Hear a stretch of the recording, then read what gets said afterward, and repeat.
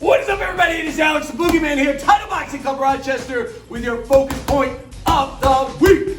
We're going to be talking about the check hook this week, also known as the pivot hook. Many of you have done this before. You are throwing a lead hook and moving at the same time, moving generally to that lead side. That's the key. You're not punching, then moving.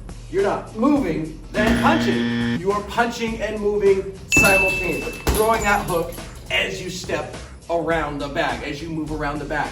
So how do we do this crazy thing? I'll show you. The first step is literally a step. Now, it is true, you can throw a pivot hook without taking a step at all, especially if someone's coming right in at you. That makes sense, almost like a matador, like a bullfight. But since you're fighting a bag, it may not be moving towards you, and also I just want to make sure your feet get in the right position. I want you to start with a step forward and out to that lead side. So if you're right-handed, it's out to your left side.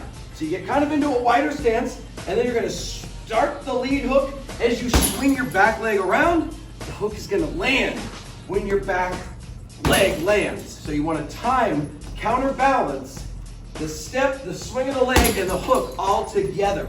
So you're twisting one way and moving the other way. It's very tricky. This is very tough. That's how we're going to work on it all week. And I want you to try to avoid overswinging your rear foot. This is going to be probably the hardest part. So when I throw a hook and I pivot, a lot of times what will happen is someone will swing their leg super far and you get kind of into this crazy stance. I'm too turned, my feet are in a line together. You want to make sure you don't overswing, especially if you take a small step. If you take a small step, it has to be a small swing. You can't take a tiny step and then swing big. So if you're going to take that step, maybe take a big one, stepping forward and swing that foot around, making sure we end up in our good fighting stance oriented to the back. Now, you don't see this as much, you can pivot to the inside going. So if I'm right-handed, I'm going to my right and throwing that left hook.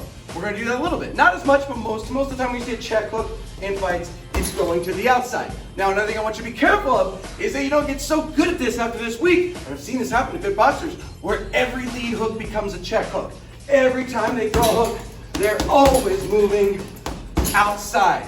That's a bad habit to get into. Number one, you want to make sure you're getting good, solid technique on your hooks. And number two, if you're fighting someone that's the same hand as you, righty versus righty, lefty versus lefty, you got to watch out for our good friend Johnny Overhand, because every time you're going to this side, you're just setting yourself up to get hit with their power hand. We don't want that. That's not how you do it. But this is how you do it.